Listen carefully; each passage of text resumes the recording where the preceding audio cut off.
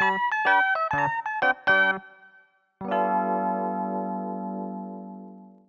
Kaito.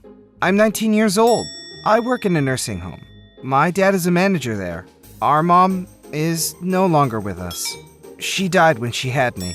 Dad doesn't talk much about her in front of me. He probably thought I felt responsible for her death somehow. He was a very loving father. He did everything for me. He was so loving. I could tell that he loved my mother very much. Then, one day, he brought home a girl. Who's that? Remember how I told you I was going to a funeral today? I met her there. She has nowhere else to go. It's complicated, but she'll be staying with us for a while. He didn't go into details in front of her. It wasn't hard to imagine what happened, though. They probably got in an argument at the funeral regarding who was going to take her, and everyone refused. I'm Kaito. I'm 19. I currently work with my dad at the nursing home. Nice to meet you. I get it. You must be nervous. Sorry. This is Sakura. She's 17. I'm thinking about adopting her until she turns 20. And after everything that happened to her parents, she's in shock. She can't speak. And so, we're now a family of 3. She didn't speak, and her expression barely changed. So, it was difficult to figure out what she was thinking. But she just lost her parents. I don't blame her. But even after a year, she was still the same. She just ate and went to sleep, keeping everything to herself. Soon, she stopped going to school. We were worried about her and didn't want to leave her alone. So sometimes we asked our aunt to come by and look after her. Do you think Sakura's gonna be okay? It takes time to heal. Give her some time. I get it. Being there for her is important, but is that enough? Maybe we should be doing something more than that. Maybe she can't get out of this on her own. Maybe she needs someone to help her. I might be wrong, and this might just make things worse for her, but I had to try. Sakura, how long are you going to go on like this? It must be really hard not being able to speak and all, but I think you should share your thoughts with others. You shouldn't bottle up things inside. So here, let's exchange diaries.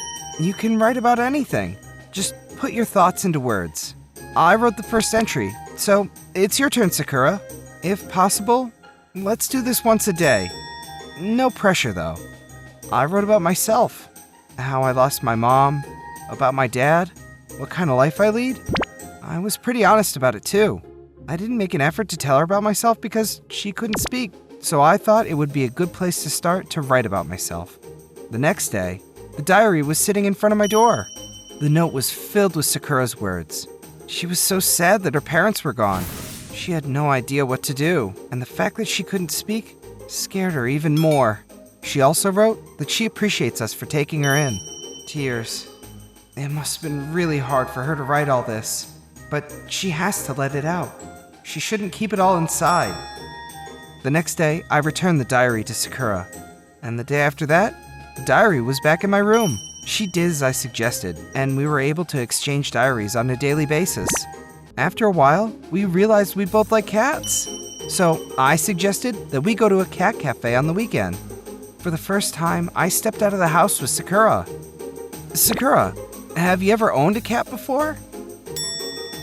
Sakura, you can still use gestures to communicate.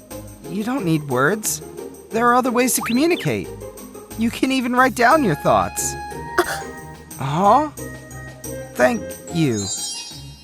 You're welcome. Since that day, she started trying harder. She would nod and use gestures when I talked to her. She even wrote down her thoughts from time to time. Dad seemed surprised to see her like this, but he seemed very pleased. Sakura and I started talking about the future. She decided to enroll in a GED program. She also came to the nursing home to help us out. Thanks, Sakura. Everyone seems to like you there. Hey, want to grab a cake or something on the way home? I feel like eating something sweet today. You like sweets? Yes, I do. My voice! You're speaking! You're speaking! Yes! I love sweets! I love them! Good. All right. Let's go then. And I love you too, Kaito. She took my breath away. I never thought about her like that, but now that she can speak, who knows what'll happen next? I love happy endings! Bad things can happen to any of us, so having someone who will take care of you is really important. Really made me think.